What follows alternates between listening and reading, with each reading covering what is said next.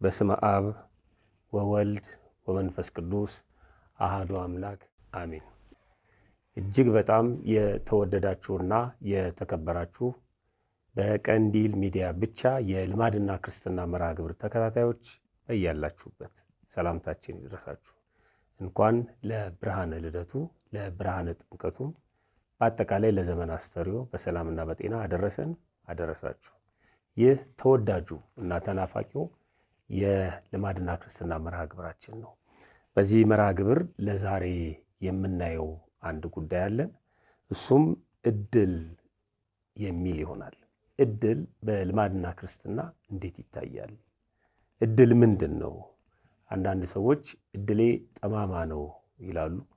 አንዳንድ ሰዎች እኔ እድለ ቢስ ነኝ፣ እድል የለኝም፣ ወይም ደግሞ በጣም ሲያከብዱት አመዳፋሽ ነኝ ብለው ሲናገሩ ይሰማል። አንዳንድ ሰዎች እድልን በጣም በተለየ መልኩ ይገልጹታል፣ ይጠቀሙበታል። ብዙ ጊዜ የምንሰማቸው ቃላቶችም አሉ። እገሌ እድለኛ ነው፣ ታድሎ፣ ታድላ፣ ታድለው የሚሏቸው ሰዎች አሉ። እኔ ግን አልታደልኩም የሚሉ ሰዎች አሉ። ለመሆኑ እድል ምንድን ነው? ደግሞስ የ40 ቀን እድል ማለት ምን ማለት ነው? ለመሆኑ የ40 ቀን እድል የሚባል ነገር አለ? የ40 ቀን እድል አለ ብላችሁ ታምናላችሁ? ካለ የ40 ቀን እድል ማለት ምን ማለት ነው? ከሌለስ ለምንድን ነው? በአጠቃላይ እድል በልማድና ክርስትና እንዴት ይታያል? ዛሬ በስፋት የምንዳስሰው ጉዳይ ይሄ ይሆናል። አብራችሁን ቆዩ። በመጀመሪያ የምንጀምረው እንደተለመደው ከቃላዊ ፍቺው ይሆናል ማለት ነው። ስለዚህ እድል 3 ፊደል ያለው ነው። በነገራችን ላይ በአይኑ አ ነው የሚጻፈው። እድል አደለ ወይም አዲል የሚል ቃል መጀመሪያ ያለው ሲሆን ማደል፣ መስጠት የሚል ትርጉም ያመጣል። እድል ሲሆን ስጦታ፣ የታደለ፣ የተሰጠ የሚለውን ትርጉም ያመጣል ማለት ነው። ወይም ደግሞ አደለ ስንል ለሁሉ በመደዳ በነፍስ ወከፍ አሳለፈ፣ አስተናበረ የሚለውን ትርጉም ያመጣል። ልብ አድርጎ አደለ ማለት ለሁሉም በነፍስ ወከፍ፣ ለሁሉም በመደዳ፣ ለሁሉም እኩል አሳለፈ ወይም ሰጠ ወይም አስተናበረ የሚለውን ትርጉም ያመጣል። የአማርኛ መዝገበ ቃላት መጽሐፍቶቻችን የሚነግሩን ይህንን ነው። በኋላ ላይ ከዚሁ ጋር ተያይዞ ስለሆነ የምናብራራው እንዳትረሱት ለማለት ነው። የሚሰመርበት ጉዳይ አደለ ማለት ለሁሉም በመደዳ በነፍስ ወከፍ አሳለፈ። ስለዚህ በዚህ ትርጉም የተሰጠው ብቻ ነው እንጂ ያልተሰጠው የለም ማለት ነው። ለሁሉም በመደዳ። ጥሩ። አደለ ማለት ወይም ማደል፣ ማሳለፍ፣ መስጠት፣ ማስተናበር ማለት ነው። ስለዚህ እድል ስጦታ የሚለውን ትርጉም ያመጣል ማለት ነው። ወይም የተሰጠ የሚለውን ትርጉም ያመጣል ማለት ነው። እድልን በሁለት ከፍሎ ማየት ያስፈልጋል። በመጀመሪያ ማለት ነው እድል የሚለውን ሐሳቡን ራሱ በሁለት ከፍሎ ማየት ያስፈልጋል፣ ግድ ነው። አሁን በልማድና ክርስትናም የምናጠራው ይሄንን ነው። የመጀመሪያው በዓለም ወይም በልማድ እድል ሲባል ምን ማለት ነው? ብዙ ጊዜ ተንሰራፍቶ የምንመለከተው እሱን ነው። ይሄ በዓለም ያለውንና በልማድ ያለውን ማለት ነው። በጣም ጥሩ። በቤተ ክርስቲያን አስተምህሮ እድል እንዴት ይፈታል? ወይም እድል ሲባል ምን ማለት ነው? ሁለቱን ለይቶ ማየት ያስፈልጋል። በመጀመሪያ በዓለም ላይ እድል ሲባል አንድ ሰው እድል የሚለውን ቃል ሲፈታ ወይም ስለ እድል ሲያስብ በአጋጣሚ የሆነ በድንገት የተገኘ ሳይታሰብ ሳይታለም የደረሰ ወይም የተገኘ ነገር ለሌላ ሰው ያልተሰጠ መጥፎና በጎ የሆነ የተሰጠ የሚያጋጥም ነገር እድል ይባላል። መጥፎም ሊሆን ይችላል፣ በጎም ሊሆን ይችላል። በአጋጣሚ ነው የሆነው፣ ያልታሰበ ነው፣ ለሌላ ሰው አልተሰጠም ወይም ሌላ ሰው አላገኘውም። ያ ሰው ብቻ ሲያገኘው እና ሲከሰት እድል ብለው ይጠሩታል። በዓለሙና በልምድ ያለውን ማለት ነው። በቤተ ክርስቲያናችን ወይም በክርስትናው አስተምህሮ ከዚህ በተቃራኒው የተቀመጠ ነገር ነው የሚሆነው። ምክንያቱም እድል በአጋጣሚ ይሆን አይደለም። ምክንያቱም እግዚአብሔር በአጋጣሚ የሚሰራ አምላክ አይደለም። በክርስትናው ሕይወት የሚደረገው ነገር በሙሉ በአጋጣሚ አይደለም። አጋጣሚ የሚባል ነገር የለም። በእግዚአብሔር ፈቃድ ነው ሁሉም ነገር የሚከወነው ማለት ነው። ስለዚህ በአጋጣሚ በድንገት ሳይታሰብ የተሰጠ ሳይሆን በፈቃድ እግዚአብሔር የተሰጠ የተደረገ መልካም ነገር ብቻ እድል ይባላል ማለት ነው። ክፉ ነገር አይደለም፣ በአጋጣሚ የሆነ አይደለም፣ ወይም ደግሞ ሳይታሰብ በድንገት የሆነ አይደለም። በእግዚአብሔር ፈቃድ በእግዚአብሔር ሐሳብ የተከናወነ ወይም የተደረገ መልካም ነገር ብቻ እድል ተብሎ ይጠራል። እያብራራ ነው እንሄዳለን። አንድም እድል ማለት ራሱ እግዚአብሔር ነው። ለእኛ ለክርስቲያኖች እድላችን እግዚአብሔር እንደሆነ መጽሐፍ ቅዱስ ይነግረናል። ልበ አምላክ ቅዱስ ዳዊት በመዝሙር 15 ቁጥር 5 ላይ እግዚአብሔር የርስቴ እድል ፈንታዬና ጽዋዬ ነው ይላል። እግዚአብሔር እድል ፈንታዬ ነው፣ ጽዋዬ ነው ይላል። ዕጣዬንም የምታጠና አንተ ነህ፣ የወደፊቴን የምታውቅ የወደፊቴን የምታውቅልኝ የወደፊቴን የሰጠኸኝ አንተ ነህ ይለዋል። ስለዚህ እግዚአብሔር ለክርስቲያኖች እግዚአብሔር እድል ነው። ስለዚህ እግዚአብሔር ደግሞ በአጋጣሚ የሚሰራ ወይም ደግሞ በድንገት የሚያደርግ አምላክ አይደለም። አስቦበት በፈቃድ እግዚአብሔር ለእኛ የሚደረገው ነገር በሙሉ በዚህ መልኩ መሆኑን መረዳት ያስፈልጋል ማለት ነው። በክርስትና የተሰጠን እድል ምንድን ነው? ስጦታ ካልን ለሁሉም የተሰጠ ነው ካልን እንደ ክርስትና እድል ማለት ምን ማለት ነው? ወይም አንድ ክርስቲያን እድለኛ ነኝ ሲል ምን እያለ ነው? በክርስትና አስተምሮ እድል የመጀመሪያው ሰው ሆኖ መፈጠሩ። እግዚአብሔር ሁሉንም የሰው ልጅ እኩል ነው የፈጠረው። 2 ዓይን፣ 2 እጅ፣ 2 ጆሮ፣ 2 እግር፣ አንደበት፣ ሕያዊት ለባዊትና ነባቢት ነፍስ ማለት ነው። የእግዚአብሔር ልጅ የመሆን እድል ለሁሉም የተሰጠ ነው። አሁን ልጆች የሆኑ አሉ፣ ያልሆኑ አሉ። ትክክል ነው።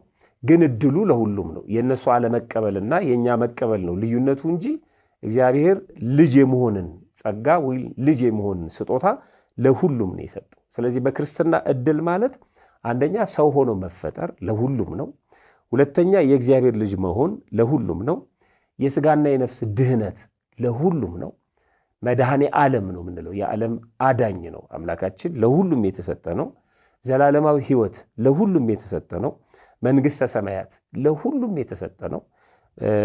በአዲስ ኪዳን ጥምቀትን እድል ይላታል።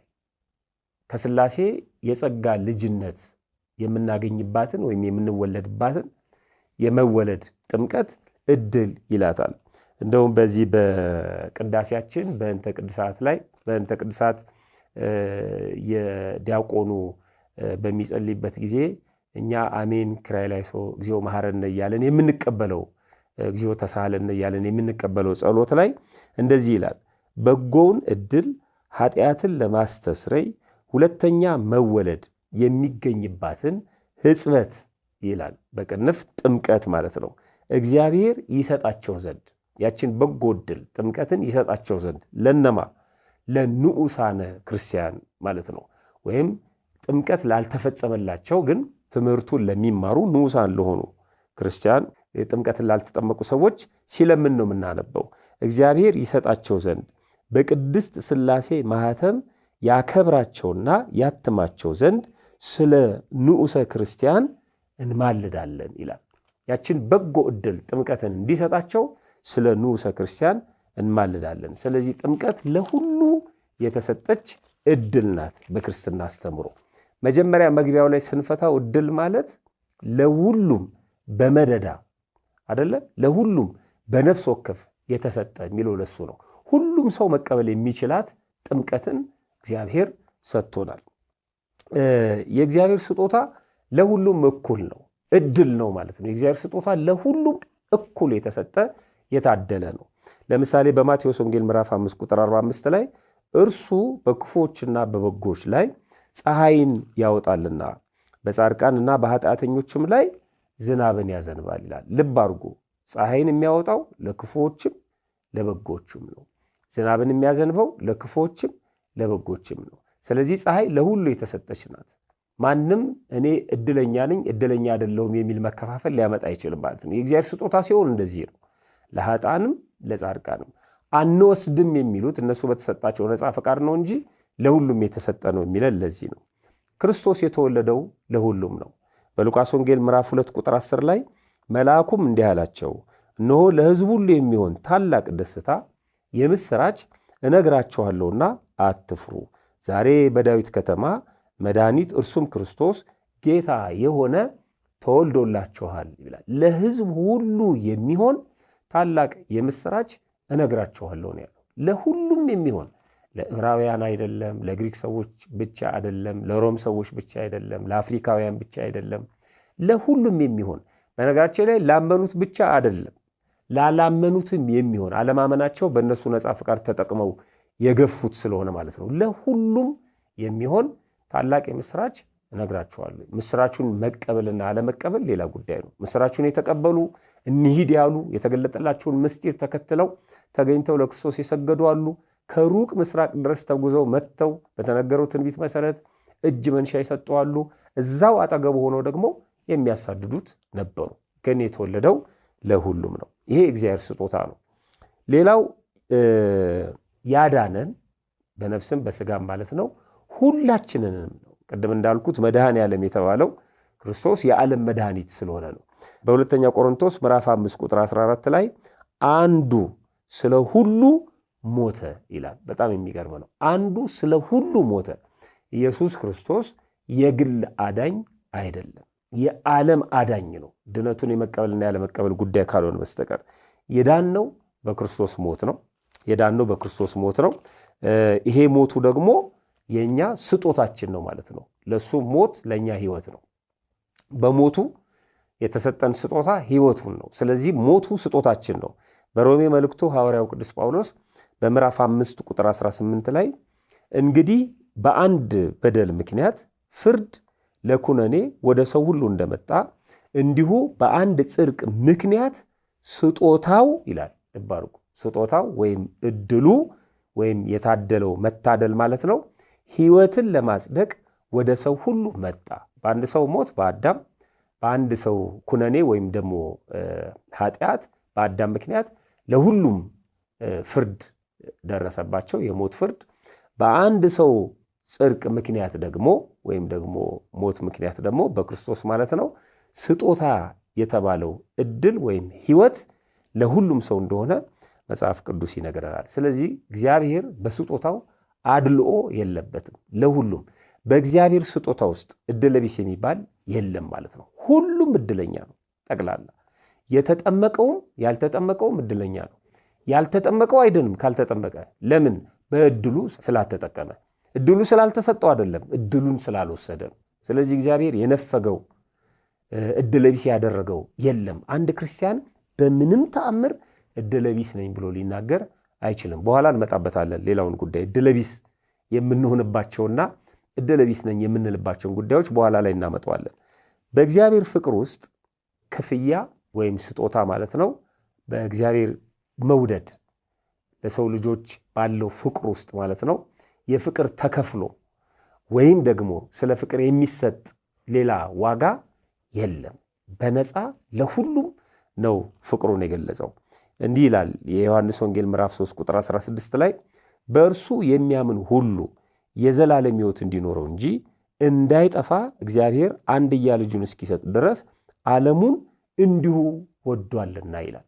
የሚያምንበት በሙሉ የዘላለም ሕይወትን እንዲያገኝ እግዚአብሔር አብ አንድያ ልጁን ወልድ የባህሪ ልጁን ውረድ ተወለድ እና ሙት ማነው ተሰቀልና ሙት ብሎ ወደዚህ ምድር ልኮታል ይላል። ለሁሉም ነው የተላከው።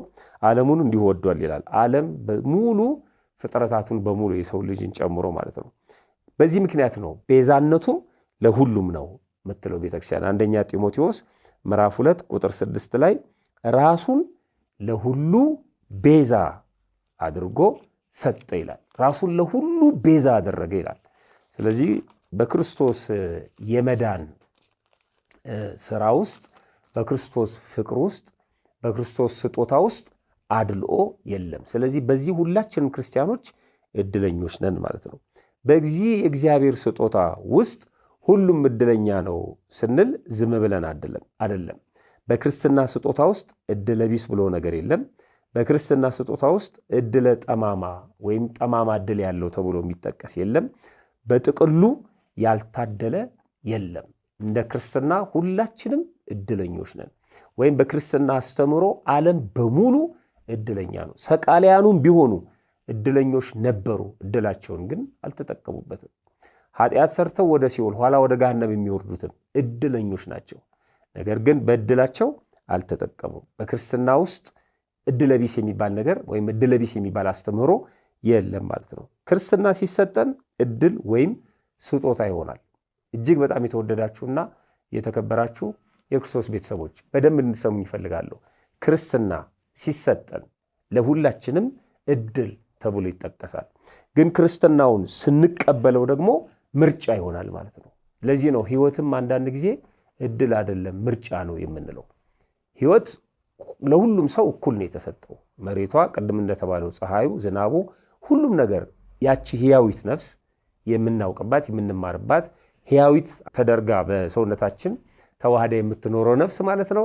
በእሷ እናስባለን፣ በእሷ እንናገራለን፣ በእሷ ሕያው ሆነን እንኖራለን። በነፍስ ተከፍሎ የለም። ግማሽ ነፍስ የተሰጠው፣ 1/4 ነፍስ የተሰጠው፣ 1/3 ነፍስ የተሰጠው የለም። ሙሉ ነው ስጦታው ማለት ነው።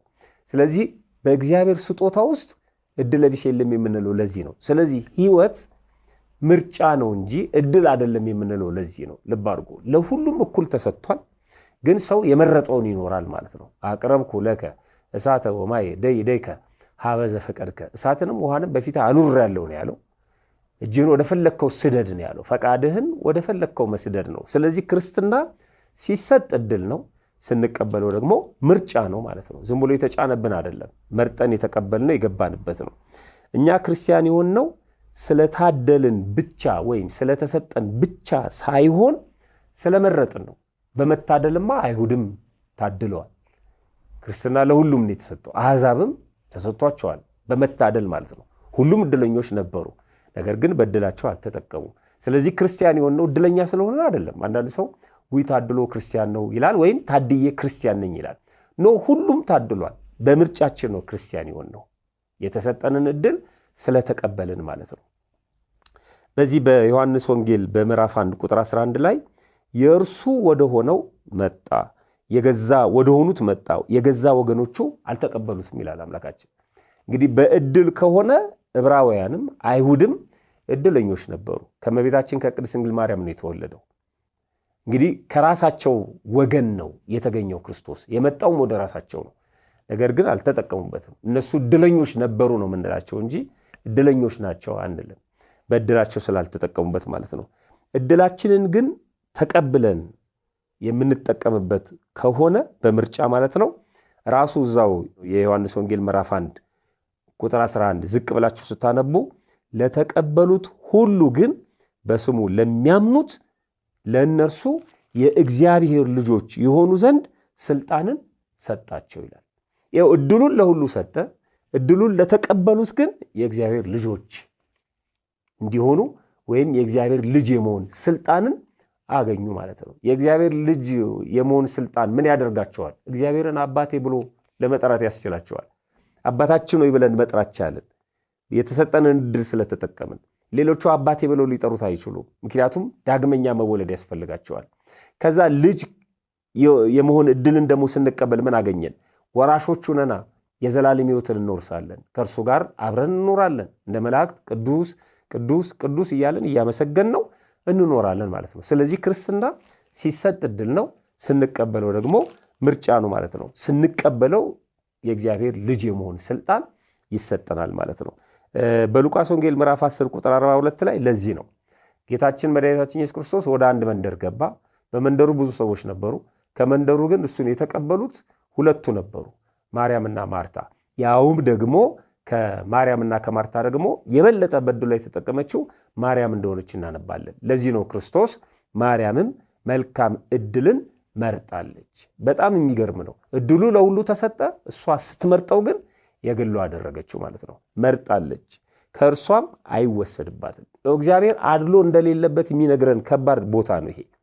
ለሁሉም ነው የመጣው፣ እድሉን ለሁሉም ሰጣቸው። ወደዛች መንደር ነው የገባው። ያቺ መንደር በዚህ በምንኖርባት ዓለም ትመሰላለች። ወደ ዓለም ነው የመጣው። እና ስጦታው ለሁሉም ነው። የሰውን ሥጋ ነው የለበሰው አምላካችን። ግን የተቀበሉት ሁለት ናቸው። ከሁለቱም ደግሞ አንደኛዋ ነች መልካም ዕድልን የመረጠችው። በጣም የሚደንቀው እሱ ነው። ስለዚህ መልካም ዕድል መርጣለች ነው ያለው። ያው መልካም ዕድል ተሰጥቷታል አይደለም ያለው። መልካም ዕድል መርጣለች። ተሰጥቷታል ለሁሉም ስለተሰጠ ማለት ነው። የተሰጣትን ግን መረጠች፣ ከእርሷም አይወሰድባትም ይላል የሉቃስ ወንጌል ምዕራፍ 10 ቁጥር 42። ስለዚህ የመረጥነው መልካም ዕድል ነው ክርስትና ማለት ነው። የመረጥነው መልካም ዕድል ነው፣ የእግዚአብሔር ልጅ የመሆን ዕድል ማለት ነው። ይሄን ማንም አይወስድብንም። ራሳችን አንፈልግም ብለን አውጥተን እስካልጣልነው ድረስ ማለት ነው። ማንም አይነጥቀንም። እግዚአብሔር አንድ ጊዜ ከሰጠን በኋላ የሚነጥቀን አምላክ አይደለም። ወደ መንግሥተ ሰማያትም እንደዚሁ ነው። ከገቡ መውጣት፣ ካገኙ ማጣት የሌለባት ነው የሚለው በእኛ ድክመት ካልሆነ በስተቀር። ስለዚህ የመረጥነው መልካም ዕድል ነው።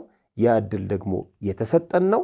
ያ የተሰጠን ዕድል ደግሞ እኛ ካልተውነው በስተቀር የማንነጠቀው ነው። በጣም ጥሩ። አሁን ወደ ዋናው ነጥብ እንግባ። ብዙ ሰዎች የሚያነሱት ነጥብ ነው የ40 ቀን ዕድል። የ40 ቀን ዕድል ማለት ምን ማለት ነው? ካፍታ ቆይታ በኋላ ተመልሰን እንገናኛለን።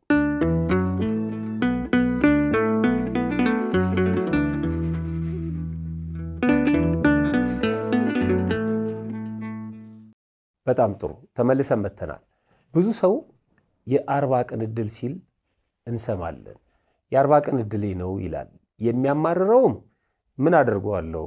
የ40 ቀን ዕድሌ ነው የተጻፈልኝ ነው ይላል። የሚደሰተውም የ40 ቀን ዕድሌ እኮ ስለሆነ ነው ይላል። ሌሎች ሰዎችም እሱ የ40 ቀን ዕድሉ ነው ብለው ሲናገሩ እንሰማለን። የ40 ቀን ዕድል ማለት ምን ማለት ነው? ይሄ በቅዱሳት መጽሐፍትም በሳይንሱም የሚታወቅ ቁጥር ነው። ያ 40 ቀን የሚለው በተለይ ከዕድል ጋር በተገናኘ ማለት ነው የሚታወቅ ምስጢር አለው። በቤተክርስቲያናችን በ40 ቀን በሳይንሱ ደግሞ በ8 ሳምንት ማለት ነው አንዲት እናት ልጅ በማህፀኗ ጸንሳ ማለት ነው የሰው ሙሉ አካል ተሰርቶ የሚያልቅበት ቀን 40 ቀን ነው። በጣም የሚገርም ነው። የውስጡም የውጩም ይሄ የምናየውም የማይታየውም አካሉ ማለት ነው። ልቡ፣ ኩላሊቱ፣ ሳንባው፣ ጨጓራው፣ ሌሎች ነገሮች በሙሉ ማለት ነው። አይኑ፣ አፍንጫው፣ እጁ፣ እግሩ፣ ጆሮው፣ ጾታ ሁሉ የሚታወቀው ማለት አካሉ በሙሉ ተሰርቶ ያልቃል። በቃ ከ40 ቀን በኋላ ስራ አይሰራም፣ እድገት ነው የሚሆነው ማለት ነው። እጁ ያድጋል፣ አፍንጫውም ያድጋል፣ እድገት ነው የሚቀጥለው እንጂ ስራዎች ተሰርተው ያልቃሉ ማለት ነው። 40 ቀን ላይ ሁሉ ነገር ይጠናቀቃል። ሳይንሱም ይለዋል ይህንን፣ ቅዱሳት መጽሐፍትም ይህንን ተባብረው ይመሰክራሉ። ስለዚህ ከዚህ አንጻር 40 ቀን ይጠቀሳል ማለት ነው። ከዕድል ጋር የሚገናኝበት ምክንያት ምንድን ነው? እናየዋለን። እንዳልኩት አይን፣ እጅ፣ እግር፣ የውስጥም የውጭም አካል ተሰርቶ ይጠናቀቃል። ከዛ በኋላ እድገት ነው የሚሆነው። በቅዳሴ አትናቴዎስ አንድ የተጻፈ ቃል አለ። ቅዳሴ አትናቴዎስ ላይ እንደዚህ ይላል፣ ሕፃንን ከአባቱ አብራክ ከፍለህ በእናቱ ማኅፀን የምታሳድረው አንተ ነህ ይለዋል። እግዚአብሔርን ሲያመሰግነው ከአባቱ አብራክ ከፍለህ በእናቱ ማኅፀን የምታሳድረው አንተ ነህ፣ በሰፋድል ወይም በእንግዴ ልጅ የምትጠቀልለው አንተ ነህ። ውሃ ሲሆን፣ ምክንያቱም መጀመሪያ ፈሳሽ ነው ከመርጋቱ አስቀድሞ ማለት ነው። ውሃ ሲሆን በባህሪ ጥበብህ የምታረጋው አንተ ነህ ይለውና ነባቢት ነፍስን የምታሳድርበትም አንድም ልጅነትን የምታድለው አንተ ነህ። በ40 ዕለት ወይም በ40 ቀን ትሾመዋለህ። ይሄ ነው የ40 ቀን ዕድል ማለት ነው። በ40 ቀኑ ትሾመዋለህ ወይም ታድለዋለህ። ባለጸጋ ድሃም ለመሆን ቢሆን ለመጽደቅም ለመኮነንም ቢሆን ብሎ ያጠቃልላል። ባለጸጋም ድሃም ቢሆን ለመጽደቅም ለመኮነንም ቢሆን በ40 ቀኑ ምን ታደርገዋለህ? ትሾመዋለህ። የ40 ቀን ዕድል የሚሉት ብዙ ሰዎች ይሄንን ነው። እጅግ በጣም የተወደዳችሁና የተከበራችሁ በቀንዲል ሚዲያ ብቻ ይህን የልማድና ክርስትና መርሐ ግብር የሚተከታተሉ በያላችሁበት እጅግ በጣም በጥንቃቄ እንድትሰሙ ይፈልጋሉ። ትሾመዋለህ ወይም ታድለዋለህ ያለውን ወስደው በቃ ሰው በ40 ቀኑ በተሰጠው ዕድል ሌባም ቢሆን በ40 ቀን የተሰጠው ዕድል ነው። ተመልከቱ፣ ጨዋም ቢሆን በ40 ቀን የተሰጠው ዕድል ነው። ኃጢአተኛ ቢሆንም የ40 ቀን ዕድሉ ነው። ጻድቅ ቢሆንም የ40 ቀን ዕድሉ ነው። በዚህ ቀን ስለተሰጠው ነው ብለው የሚደመድሙ ሰዎች አሉ። ይሄ ፍጹም ክህደት ነው። ወደ ሌላ አስተምሮ ነው ይሄ የሚገፋን። ይህ ማለት ምን ማለት ነው? ድሃ እንዲሆን ባለጸጋ እንዲሆን እንዲጸድቅ እንዲኮነን በ40 ቀን ተወስንበታለህ ማለት አይደለም።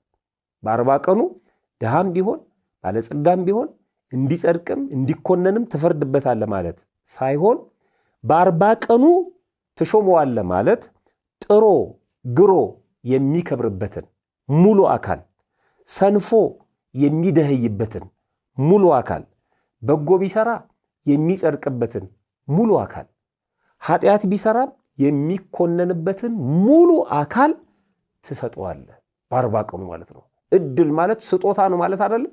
ሙሉ አካሉ ነው እድሉ የሰውየው ማለት ነው። ይሄንን እድል ሰጠኸው፣ አይን ሰጠኸው፣ ጆሮ ሰጠኸው፣ እግር ሰጠኸው፣ እጅ ሰጠኸው፣ ሙሉ አካል።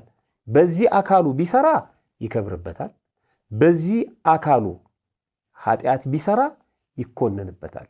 በዚህ አካሉ የጽድቅ ሥራ ቢሰራ ይጸድቅበታል። ግን ለሁሉም እኩል ይሄን ሙሉ አካል ሰጠ። እድል ያለው ሙሉ አካልን ነው። ተወስነበታል አይደለም። እድል ያለው የሙሉ አካል ትሰጠዋለህ በ40 ቀኑ ለሁሉም ሰው። ልብ አድርጉ፣ ለሚያምነው ለማያምነው፣ እግዚአብሔር አለ ለሚለውም እግዚአብሔር የለም ለሚለውም፣ ለባለስልጣኑም ልጅ ለድሃውም ልጅ፣ ለሁሉም በ40 ቀኑ ይሄን እድል ትሰጠዋለህ። እድል ያለው ሙሉ አካሉን ማለት ነው።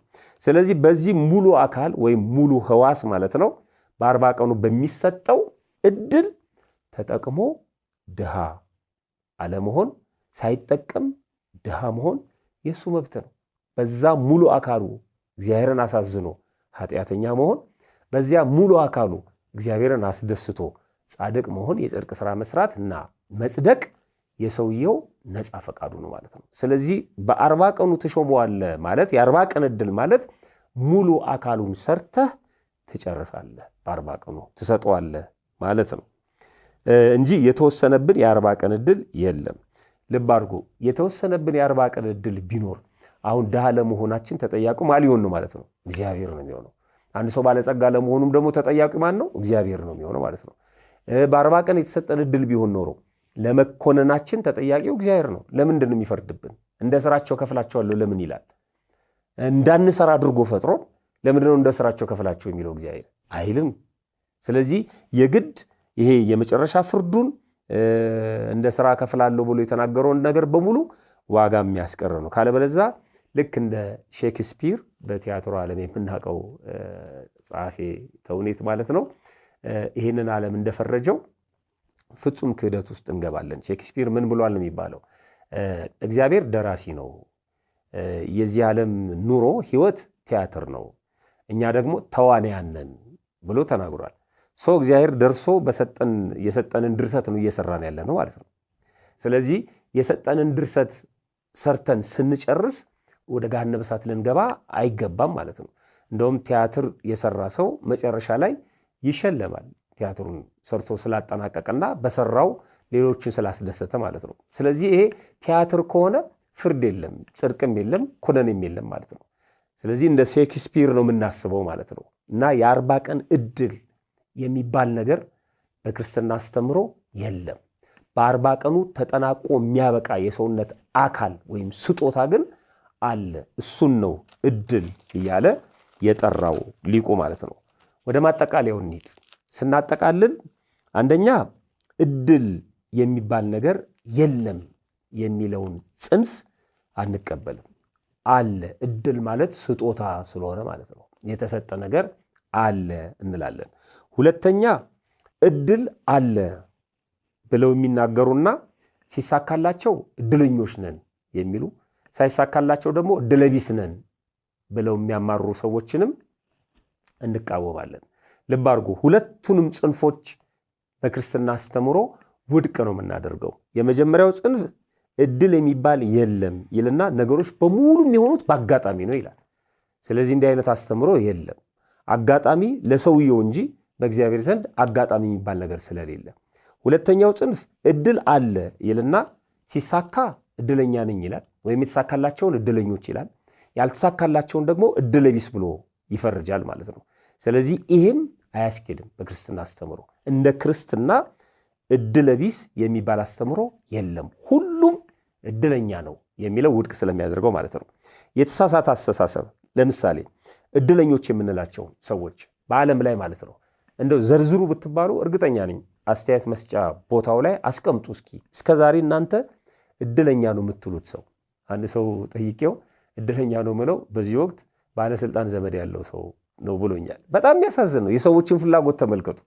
ያ ባለስልጣን እንደ ሀገር ለኛ የሚሰራልን አይደለም ማለት ነው። በቃ ለተወሰነ ጎሳ፣ ለተወሰነ ጎጥ፣ ለተወሰነ አካል ነው የሚሰራው ማለት ነው። እሱ እድለኛ ነው፣ እኛ ደግሞ እድለቢስ ነን ማለት ነው። ስለዚህ እድለኛ የምትሉትን እስኪ እስከዛሬ ሳትሳቀቁ ሳታፍሩ እኔ እስከዛሬ እድለኛ ምለው ይሄንን ነው እያላችሁ ጻፉልን። ጥሩ ነው የሚሆነው። በኋላ ወንድማችን ቀዳሚ ጸጋ ሰብስቦ ጥያቄዎቹ ላይም ስለሚያመጣቸው ማለት ነው። እና አንዳንድ ሰዎች እድለኛ የምንላቸው ለምሳሌ እናትና አባት ያለው ሰው እድለኛ ነው ይላሉ። ስራ ያለው ሰው በዚህ ዘመን እድለኛ ነው ይላሉ። የወለደ ሰው እድለኛ ነው። በተቃራኒው ያልወለደ እድለኛ ነው የሚሉም እንዳሉ እያሰባችሁ ማለት ነው። የወለደ እድለኛ ነው ይላሉ። ያገባ እድለኛ ነው የሚሉ አሉ። በተቃራኒው ደግሞ ያላገባ እድለኛ ነው በዚህ ዘመን የሚሉ አሉ። ሎተሪ የወጣለትን ሰው እድለኛ ነው ይላሉ። ቤት ያለውን ሰው ንብረት ያለውን ሰው እድለኛ ነው ይላሉ። ኧረ አንዳንዶች ደግሞ ውጭ ሀገር ዲቪ ደርሶት ኦር በሆነ ምክንያት የሄደውን የተሰደደውን ሰው እድለኛ ነው፣ እሱ እድለኛ ነው፣ ከዚህ ሀገር ወጥቷል፣ እድለኛ ነው፣ ቪዛ መጣለት፣ በቃ ወጣ የሚሉ ሰዎች አሉ። እነዚህ በሙሉ አሁን የጠቀስኳቸውና እናንተ የምትጨምሩባቸው ነገሮች በሙሉ ስህተት ናቸው። ለምንድን ነው ስህተት የሚሆኑት? በሁለት ነገር ስህተት ይሆናሉ። የመጀመሪያው ሁሉም ጊዜያዊ እድሎች ናቸው። ጊዜያዊ እድሎች ናቸው። ሎተሪ ጊዜያዊ ነው። እናትና አባት ጊዜያዊ ናቸው። ወደ ውጭ ሀገር መሄድ ጊዜያዊ ነው። የሚሰጡን ደስታ ታከናደድ እድል የምንላቸው ሁሉም ጊዜያዊ ናቸው። ጠቅላላ ማለት ነው። ማግባትም ጊዜያዊ ነው። መውለድም ጊዜያዊ ነው። ሀብት ንብረት ማፍራት ጊዜያዊ ነው። ቅድም ያልኳቸው ወዳጄ ባለስልጣን ዘመድ ያለው ጊዜያዊ ነው። እሱ ምናልባትም ከባለስልጣኑ ጋር ንክኪ ያላቸው ተብሎ አብሮ እስር ቤት ሊገባ ይችላል በሆነ ወቅት ማለት ነው። እነዚህ በሙሉ ጊዜያዊ ስለሆኑ ስጋዊም ስለሆኑ እነዚህን በክርስትናው አስተምሮ እንደ ትልቅ አቺቭመንት ወይም እንደ ትልቅ እድል ተደርጎ አይቆጠሩም ማለት ነው። ስህተት። ሁለተኛ ሌሎቹን ያገለሉ ናቸው። እነዚህ እድለኞች የሚባሉ ሰዎች በእነዚህ ነገሮች ማለት ነው እነሱ እድለኞች ሲሆኑ ሌሎቹ ደግሞ በተቃራኒ የተሰለፉት እድለኞች አይደሉም ማለት ነው። ለምሳሌ ያገቡ እድለኞች ናቸው ካልክ ያላገቡ ምኖች ናቸው? እድለቢሶች ሊሆኑ ነው ማለት ነው። ይሄ እኮ ነው። እናትና አባት ያላቸው እድለኞች ናቸው ካልን እንግዲህ በሞት ያልተወሰዱ ማለት ነው። እናትና አባታቸውን በሞት ያጡ ምን ሊሆኑ ነው ማለት ነው? እድለቢስ ሊሆኑ ነው። ስለዚህ ዓለም እድል ብላ የምታስቀምጠው ሌላውን እድለቢስ ብላ ነው የምትጠራው። በቃ የሚያገል ነው ማለት ነው። ስለዚህ ሌሎች ሰዎች ይሳቀቃሉ። ውይ ገሌ እናትና አባቱ አሉ እድለኛ ነው ስትል ቢሰማ ሌላ እናትና አባቱን በሞት ያጣ ሰው ይሰማዋል ማለት ነው። ስለዚህ ዓለም የሚሰጠን ከአንደኛው ዘርፎ ነው ለሌላው መስጠት ልማዱ ስለሆነ ማለት ነው። ስለዚህ ሌሎቹን ያገለሉ ስለሆኑ ውድቅ ናቸው። ውጭ ሀገር ያሉ እድለኞች ከሆኑ ኢትዮጵያ ውስጥ ያሉ እድለቢሶች ናቸው ማለት ነው። ኢትዮጵያ ውስጥ ያሉ እድለኞች ናቸው ካልን ውጭ ሀገር ያሉትን እድለቢሶች ነው የምናደርጋቸው ማለት ነው። ስለዚህ የወለዱ እድለኞች ከሆኑ ያልወለዱ እድለቢሶች ሊሆኑ ነው። ስራ ያላቸውን እድለኞች ካልን ስራ የሌላቸውን እድለቢስ ልንል ነው ማለት ነው። ቤት ያለውን እድለኛ ካለው ተከራይቶ የሚኖረውን ወይም ቤት የሌለውን ጎዳና ላይ የወጣውን ቤት ስለሌለው ብቻ እድለቢስ ልንለው ነው ማለት ነው። ሎተሪ የደረሰው እድለኛ ከሆነ ሎተሪ ያልደረሰው ደግሞ እድለቢስ ነው የሚሆነው ማለት ነው። ስለዚህ እነዚህ በሁለቱ ምክንያቶች ምን ዘረዝራቸው እድል የተባሉት ነገር በሙሉ ውድቅ ናቸው። ታዲያ እድለኛው ማን ነው? ቁልፉ እሱ ነው። ማን ነው እድለኛ? እድል አለ? አዎ አለ። እድለኞችም አሉ? አዎ አሉ። እድለኛ ማን ነው? እንደ ክርስትና አስተምህሮ ወይም ደግሞ እንደ እግዚአብሔር ሐሳብ ሁሉም ሰው የተባለ ፍጥረት በሙሉ እድለኛ ነው። ማንም እድለቢስ የለም በእግዚአብሔር ዘንድ ማለት ነው። ለምሳሌ ጥቂት ምሳሌዎችን ላንሳላችሁ። እግዚአብሔር ሰውን ፈጥሯል። ሰው አድርጎ ፈጥሮናል። ለሁሉም ይሄ የተሰጠ እድል ነው። ሰው ለተባለ በሙሉ ቅድም እንዳልኩት ሕያዊት፣ ለባዊት፣ ነባቢት ነፍስ ሌላ ፍጡር አድርጎ አይደለም፣ ሰው አድርጎ ስለፈጠረን ሁላችንም እድለኞች ነን። ሰው ሆኖ የተፈጠረ በሙሉ እድለኛ ነው። ሁለተኛ እግዚአብሔር የፈለገው እድለኛ ነው። በጠፋ ጊዜ የፈለገው የጠፋውን አዳም ፈልጎ ባገኘው ጊዜ የተደሰተው በትከሻው የተሸከመው ይላል። ጠፍተን ነበር ስለፈለገን እድለኞች ነን። ይሄ ለእኛ የተሰጠ እድል ነው፣ መፈለግ ማለት ነው። ሶስተኛ እግዚአብሔር ስጋውን የለበሰለት የሰው ልጅ እድለኛ ነው። የመላእክትን አይደለም የኛን ነው። ይሄ ራሱ ስጦታ ነው፣ የኛን ስጋ መልበስ ማለት ነው። አራተኛ የሞተለት እድለኛ ነው። ለሰው ልጅ በሙሉ ነው የሞተው ክርስቶስ። ስለዚህ እድለኛ ነው የሰው ልጅ እግዚአብሔር ስለሞተለት እና በሱ ሞት ሕይወትን ስለሰጠው እድለኛ ነው። እግዚአብሔር ልጅነትን የመለሰለት የሰው ልጅ እድለኛ ነው። ልጅነት ተመልሶልናል። ለሁሉም ነው ልጅነት የተመለሰው፣ ስላልወሰዱት ነው እነዛ ሰዎች። ስለዚህ ይሄ እድል ነው፣ ልጅነታችንን መልሶልናል። እድል ነው። የጸጋ ግምጃ ቤት የተባለችው ቤተ ክርስቲያን ውስጥ ተቀምጦልናል። ሄደን መውሰድ ነው። ወደ ጥንት ክብራችን፣ ወደ ጥንት ተፈጥሯችን መልሶናል። ይሄ እድል ነው። እግዚአብሔር የሚጠብቀው እድለኛ ነው። ድህነቱን እስከሚረከብ ድረስ እስቲል ነው የሰው ልጅ እየተጠበቀ ነው። ይኸውላችሁ ዩኒቨርሲቲ ያላችሁ ተማሪዎች ካፌ ይዘጋል አይደለም? አንዳንድ ጊዜ ደግሞ ስናመሽ በሩም ሊዘጋ ይችላል። ስለዚህ ሰዓት አለን፣ ሊሚቴሽን አለ ሁሉም ነገር ማለት ነው። የተከራየን ሰዎች እናውቃለን። ወደ ገዛ ቤታችን ለመግባት እንኳን የሰዓት ገደብ አለው። በዚህ ዓለም ላይ ያለው የምንገባባቸው በሮች በሙሉ ገደብ አላቸው። የምንገባባቸው በሮች በሙሉ አንዳንዶቹ እንደውም አለባበሱ ሁሉ ያያሉ። ሁሉም ገደብ አለው። በር ላይ ዘበኛ አለ፣ ጥበቃ አለ፣ ቀጠሮ መያዝ አለብህ። አግባብነት አለው የለውም አንተ ለመግባት ማለት ነው። ወደ ቤተ መቅደስ እንኳን ለመግባት ገደብ አለው። ክህነት ይጠይቃል አለ፣ ታቦቱን ለመዳሰስ ማለት። በጣም የሚደንቀው በእግዚአብሔር የድህነት ስራ ውስጥ ገደብ የለም። ማንም ሰው ዛሬም ነገም ከነጎዳያም አሁን በዚህ ሰዓት ሄዶ የተዘጋጀለትን ድህነት መውሰድ ይችላል። ክፍት አድርጎ ነው የጠበቀን አምላካችን። ስለዚህ እግዚአብሔር የሚጠብቀው የሰው ልጅ በሙሉ እድለኛ ነው። እንደ ካፌ አይዘጋም። እንደ ትምህርት ቤት መባረር የለውም። እንደ ቤተ መንግስት ጥበቃ አይቆምለትም። እንደ ሌሎች ቦታዎች ክፍያና ታላቅነትን አይጠይቅም። ሁሉም ሰው መጥቶ ድህነቱን መውሰድ ይችላል። እድል ማለት ይሄ ነው። አሁን በእግዚአብሔር ዘንድ ሁላችንም በክርስትና አስተምሮ እድለኞች ነን። ሁሌም መምጣት፣ ሁሌም ልጅነትን መውሰድ፣ ሁሌም ንስሐ መግባት፣ ሁሌም ቅዱስ ሥጋውና ክቡር ደሙን መቀበል፣ ሁሌም የመንግሥተ ሰማያት ወራሽ መሆን ይቻላል። ይሄ ለሁሉ የተሰጠ እድል ነው። ስለዚህ እድለኛ ማን ነው? የሰው ልጆች በሙሉ እድለኞች ናቸው። በክርስትና አስተምህሮ እድለ ቢስ የሚባል ፍጡር የለም። ዓለም በሰጠችን ሚዛን ነው። ብዙ ሰው እድለኛ አይደለሁም የሚላችሁ ዓለም በሰጠው ሚዛን ነው። ዓለም እንዲህ ያደረገ እድለኛ ነው፣ እንዲህ ያላደረገ እድለ ቢስ ነው ይላል አይደለም? ሎተሪ ስትቆርጥ እድለኛ ነህ፣ ሎተሪ ካልቆረጥክስ እድለ ቢስ ነህ ይላል። እሱ ባስቀመጠው ነገር ማለት ነው። ስለዚህ ዓለም የሚሰጠን መስፈርት ነው። ከዛ መውጣት አለብን። እኛ እድለኞች ነን። እግዚአብሔር እድለኛ አድርጎ ነው የፈጠረን፣ ሰጥቶናል። ያልሰጠን ምንም የለም። ያን እድላችንን መጠቀም ነው። ስለዚህ እድለኛ ማን ነው? የሰው ልጆች በሙሉ። በእድል መጠቀም ግን ወሳኝ ነው። በክርስትናችን እንጠቀም። በተሰጠን የዘላለም ሕይወት የዘላለም ድህነት እንጠቀም። የእግዚአብሔርን ቃል እንስማ፣ ንስሐ እንግባ፣ ቅዱስ ሥጋውን ክቡር ደሙን እንቀበል። ያላመንን እንመን፣ ያልተጠመቅን እንጠመቅ። ክርስቶስ ወደ ዓለም ነው የመጣው። እድሉ ለሁሉ ነው የተሰጠው። እድላችንን እንጠቀም። እድለ ቢስ ነኝ፣ አመድ አፋሽ ነኝ፣ እኔ እድል የለኝም እያልን በተስፋ መቁረጥ ውስጥ ያለን ሰዎች በጭራሽ ከዚህ መውጣት አለብን። የ40 ቀን እድል ሙሉ አካላችን ነው፣ ለሰዎች በሙሉ የተሰጠ ማለት ነው። ስለዚህ ይህንን ገንዘብ አድርገን በእድላችን ተጠቅመን የመንግስቱ ወራሾች ለመሆን ያብቃን። ይቆያል።